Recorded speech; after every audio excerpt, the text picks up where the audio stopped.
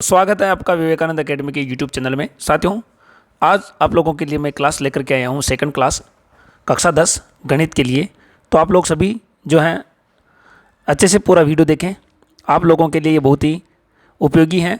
और आप लोग लगभग अगर जो मैं पढ़ा रहा हूँ इसके यूट्यूब चैनल के ऊपर, इसको अगर आप लोग पढ़ लेते हैं तो आपके गणित में 90+ आराम से नंबर आ जाएंगे 100 में से। ठीक है, अब 20 में से तो आप लोगों के वहाँ से जाते हैं तो 20 में से 20, 18, 19 तो आप लोग आराम से लेकर के आएंगे।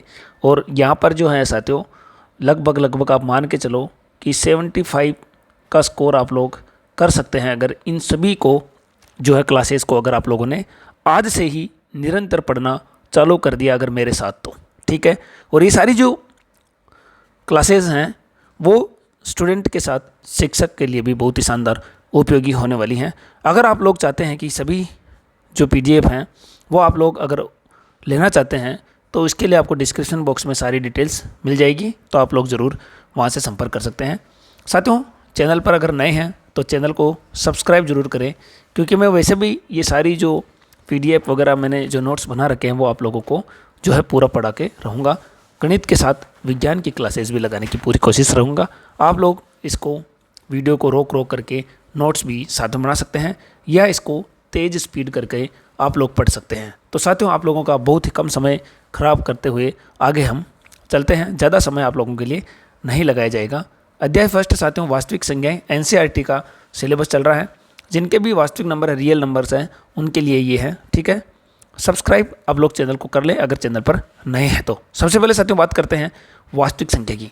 साथियों, जैसा कि पाठ ही अपना जो है वास्तविक संख्याएं हैं, तो वास्तविक संख्याएं क्या होती हैं कि सभी परिमेय संख्या अपरिमेय संख्याओं को सम्मिलित रूप से लिखने पर वास्तविक संख्या जो है साथियों प्राप्त होती हैं। इस चीज़ का आप लोगों को अंदाज़ा है। आगे बात करते हैं साथियों, जैसे √3 है, 2/5 है, √15 है। इस तरह के ये जो संख्याएं हैं उनको हम बोलते हैं वास्तविक संख्याएं। वास्तविक संख्या को R से प्रदर्शित किया जाता है, क्योंकि वास्तविक संख्याओं को रियल नंबर भी कहा जाता है। वास्तविक संख्या को अंग्रेजी में रियल नंबर कहते हैं। वास्तविक संख्याओं के प्रकार, वास्तविक संख्याओं के 2 प्रकार होते हैं मेन, परिमेय संख्या, अपरिमेय संख्या। ठीक है, परिमेय संख्याएं होती हैं प्राकृत संख्याएं, पूर्ण संख्याएं, पूर्णांक संख्याएं। ठीक साथियों, ये होती हैं। और पूर्णांक जो संख्या होती है ऋणात्मक हो सकती हैं और धनात्मक हो सकती हैं। इस चीज़ को आप लोग नोट कर ले साथियों, आज ही ध्यान रखें। बहुत ही वेरी इंपॉर्टेंट आप लोगों के लिए क्लासेज साबित होगी। और मैं उम्मीद करता हूँ कि इसके बाद आपको कहीं पर भी जो है इतना नहीं पढ़ना पड़ेगा। अगर आप लोगों ने कंटिन्यू अगर मेरे साथ पढ़ लिया तो आपके 10 गणित के अंदर 80 में से लगभग 75 नंबर 70 नंबर आप लोग लेकर के आ जाएंगे। लेकिन ये सारी क्लासेस शर्त ये है कि कंटिन्यू देखनी पड़ेगी और पूरी देखनी पड़ेगी। ठीक साथियों, आगे चलते हैं। वास्तविक संख्याएं 2 प्रकार की होती हैं, धनात्मक और ऋणात्मक। ठीक साथियों, आगे बात करते हैं हम। चैनल पर नए हैं तो इस आप लोगों को एक ही बात कहूँगा, चैनल पर नए हैं तो चैनल को सब्सक्राइब जरूर करें।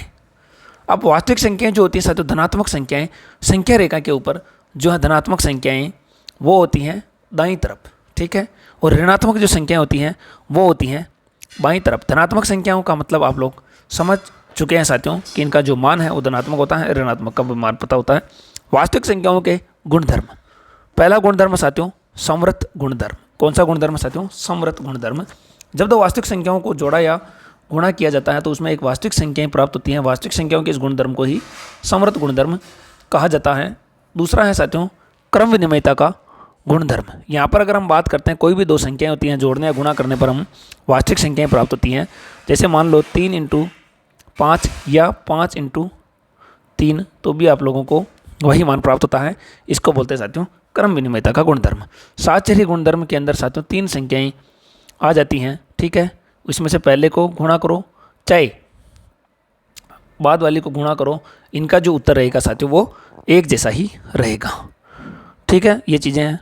या जोड़ने पर भी ऐसा होगा, गुणा करने पर भी ऐसा होगा, लेकिन माइनस करने पे और भाग करने पर ऐसा नहीं होगा। वितरण का गुणधर्म, ये आप लोग देख सकते हैं कि वितरण का गुणधर्म का प्रयोग योग वितरण विधि या गुणन के लिए किया जाता है। ठीक है, विभिन्न तरीकों से इसको हल किया जाता है। वितरण का एक उदाहरण मैं आप लोगों को समझा देता हूँ। जैसे ये 1 + 2 और 3 है, तो जो 3 है वो 1 के साथ भी जाएगा और 2 के साथ भी। तो इस तरह वितरण का गुणधर्म हमने देखा है। 3 का जो है 1 के साथ भी जा सकता है, 2 के साथ भी जा सकता है साथियों। ठीक है, ये वितरण का गुणधर्म था साथियों अब साथियों यूक्लिड विभाजन एल्गोरिथम है, तो अभी जो है साथियों जो अपना 2024-25 का सेशन चल रहा है, इसके अंदर से ये 2024-25 में एनसीईआरटी से अभी स्कूलों के अंदर से ये कट हो चुका है। तो हम कट का जो भी है आगे बता देंगे आपको, किसमें क्या क्या कट हुआ है वो भी मैं बता दूंगा आपको। तो साथियों ये आप लोगों के लिए एक डेमो क्लास थी। आपको किस नोट्स कैसे लग रहे हैं एक बार आप लोग ज़रूर बताएं, ठीक है। और आप लोग इनको पढ़ोगे तो आप लोगों के मैं साथ साथ बेसिक भी क्लियर करा दूंगा। जैसे मैंने बहुत सारे बच्चों को देखा है कि छठी से लेकर 10वीं तक के बच्चों को इस तरह भिन्नों का योग करना, जोड़ करना, बाकी करना, गुणा करना भी बच्चों को नहीं आता है। तो इस तरह के जो है सारी चीज़ें यहाँ पे आप लोगों को साथ साथ में सिखाई जाएगी।